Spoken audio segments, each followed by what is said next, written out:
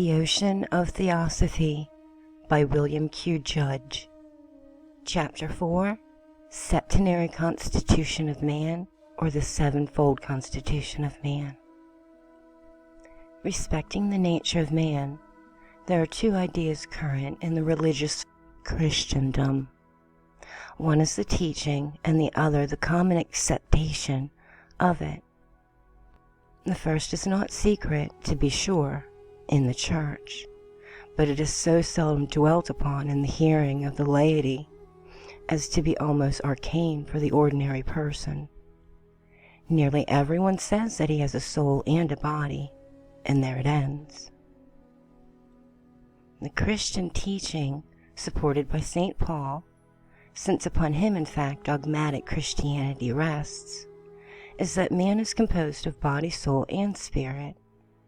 This is the threefold constitution of man, believed by the theologians, but kept in the background because its examination might result in readoption of views once orthodox, but now heretical. For when we thus place soul between spirit and body, we come very close to the necessity for looking into the question of the soul's responsibility, since mere body can have no responsibility. What the soul is, and whether it is the real person or whether it has any powers of its own, are not inquired into, the preachers usually confining themselves to its salvation or its damnation.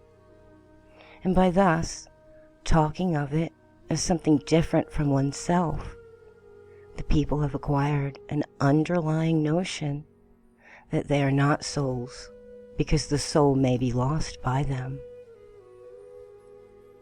From this has come about a tendency to materialism, causing men to pay more attention to the body than to the soul, the latter being left to the tender mercies of the priests of the Roman Catholics, and among dissenters the care of it is most frequently put off to the dying day. But when the true teaching is known, it will be seen that the care of the soul, which is the self, is a vital matter requiring attention every day, and not to be deferred without grievous injury resulting to the whole man, both soul and body. And in order to make the soul responsible for the acts performed, we must assume that it has powers and functions. From this, it is easy to take the position that the soul may be rational or irrational, as the Greeks sometimes thought.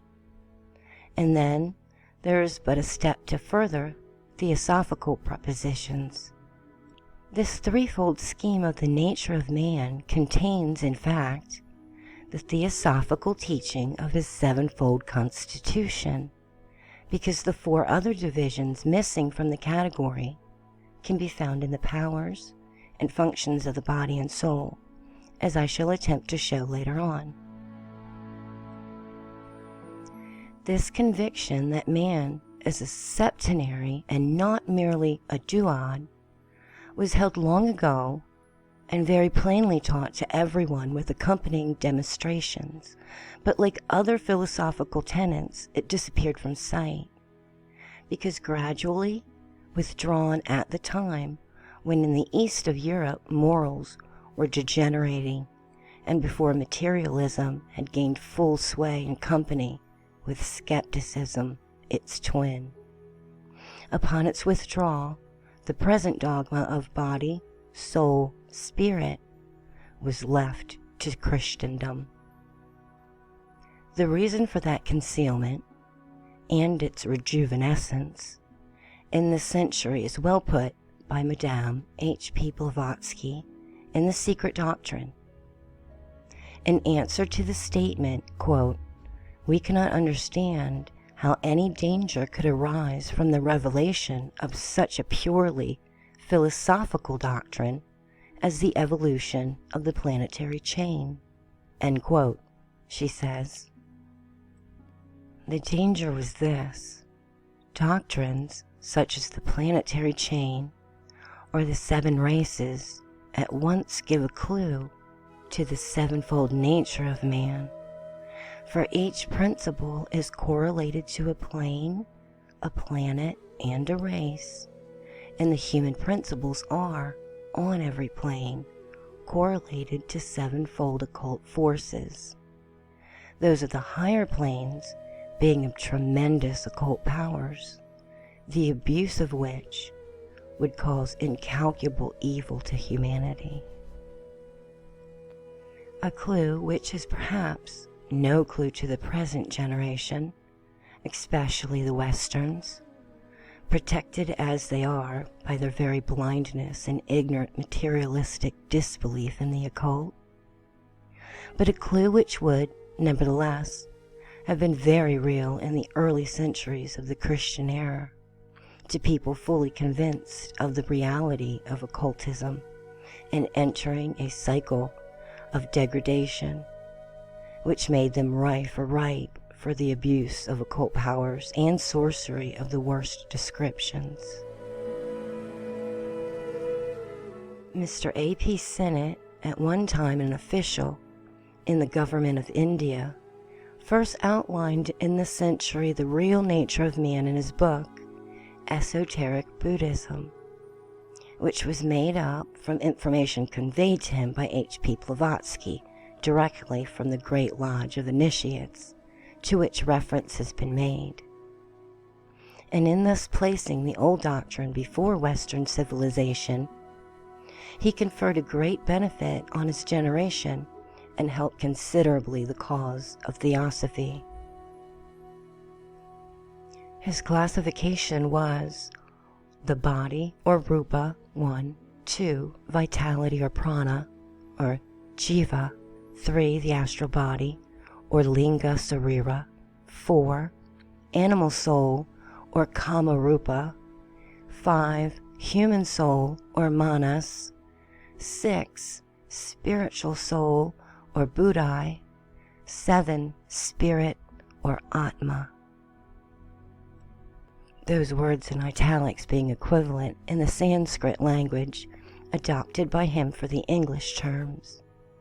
This classification stands to this day for all practical purposes, but it is capable of modification and extension. For instance, a latter arrangement which places the astral body second instead of third in the category does not substantially alter it. It at once gives an idea of what man is, very different from the vague description by the words, quote, body and soul, end quote, and also bodily challenges the materialistic conception that mind is the product of brain, a portion of the body. No claim is made that these principles were hitherto unknown, for they were all understood in various ways not only to the Hindus, but by many Europeans. Yet the compact presentation of the sevenfold constitution of man, in intimate connection with the septenary constitution of a chain of globes through which the being evolves, had not been given out. The French Abbé L.A. Fas-Levi wrote about the astral realm and the astral body, but evidently had no knowledge of the remainder of the doctrine. While the Hindus possessed the other terms in their language and philosophy, they did not use a septenary classification, but depended chiefly on a fourfold one, and certainly concealed, if they knew of it, the doctrine of a chain of 7 globes, including our earth. Indeed, a learned Hindu, Subba Roy, now deceased, asserted that they knew of a sevenfold classification, but that it had not been and would not be given out. Considering these constituents in another manner, we would say that the lower man is a composite being, but in his real nature is a unity or immortal being, comprising a trinity of spirit, discernment, and mind, which requires 4 lower mortal instruments or vehicles through which to work in matter and obtain experience from nature. This trinity is that called Atma Buddhai Manas, in Sanskrit, difficult terms to render in English. Atma is spirit, Buddhai is the highest power of intellection, that which discerns and judges, and the Manas is mind. This threefold collection is the real man, and beyond doubt the doctrine is the origin of theological one of the Trinity of the Father, the Son, and the Holy Ghost. The real or actual man, Atma, Buddhai, Manas, the lower vehicles through which it travels, the passions and desires, life principle, astral body, and the physical body. These four lower material constituents are transitory and subject to disintegration in themselves as well as to separation from each other. When the hour arrives for their separation to begin, the combination can no longer be kept up. The physical body dies, the atoms of which each of the four is composed begin to separate from each other, and the whole collection, being disjointed, is no longer fit for one as an instrument for the real man. This is what is called, quote, death, end quote, among us mortals. But it is not death for the real man, because he is deathless, persistent, immortal.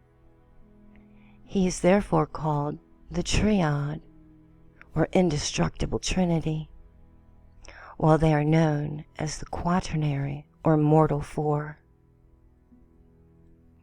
This quaternary, or lower man, is a product of cosmic or physical laws and substance. It has been evolved during a lapse of ages, like any other physical thing, from cosmic substance, and is therefore subject to physical, physiological, and psychical laws which govern the race of man as a whole. Hence, its period of possible continuance can be calculated just as the limit of tensile strain among the metals used in bridge building can be deduced by the engineer. Any one collection in the form of man made up of these constituents is therefore limited in duration by the laws of evolutionary period in which it exists. Just now, that is generally 70 to 100 years, but its possible duration is longer. Thus, there are in history instances where ordinary persons have lived to be 200 years of age, and by a knowledge of the occult laws of nature, the possible limit of duration may be extended nearly to 400 years. The visible physical man is brain, nerves, blood, bones, lymph, muscles, organs of sensation and action, and skin. The unseen physical man is astral body, passions and desires, life principle called prana or jiva. It will be seen that the physical part of our nature is thus extended to a second department which, through the invisible to the physical eye, is nevertheless material and subject to decay. Because people in general have been in the habit of admitting to be real only what they can see with the physical eye, they have at least come to suppose that the unseen is neither real nor material. But they forget that even on the earth plane, noxious gases are invisible, though real and powerfully material, and that water may exist in the air, held suspended and invisible in conditions until the conditions alter and cause its precipitation. Let us recapitulate before going into details. The real man is the trinity of Atma Buddhai Manas, or spirit and mind, and he uses certain agents and instruments to get in touch with nature in order to know himself. These instruments and agents are found in the lower four, or the quaternary, each principle in which category is of itself an instrument for the particular experience belonging to its own field, the body being the lowest, least important, and most transitory of the whole series. For when we arrive at the body, on the way down from the higher mind, it can be shown that all of its organs are in themselves senseless and useless when deprived of the man within. Sight, hearing, touch, taste, and smelling do not pertain to the body, but to the second unseen physical man. The real organs for the exercise of those powers being in the astral body, and those in the physical body being but the mechanical outer instruments for making the coordination between nature and the real organs inside. End of the sevenfold constitution of man. The Ocean of Theosophy by William Q. Judge. Watch for Chapter 5, Body and Astral Body, where we'll concentrate basically on the astral body and all of the powers of telepathy, clairvoyance, clairaudience, spirits, ghosts, and seances. Subscribe, like, share, comment. Love yourselves and love each other unconditionally.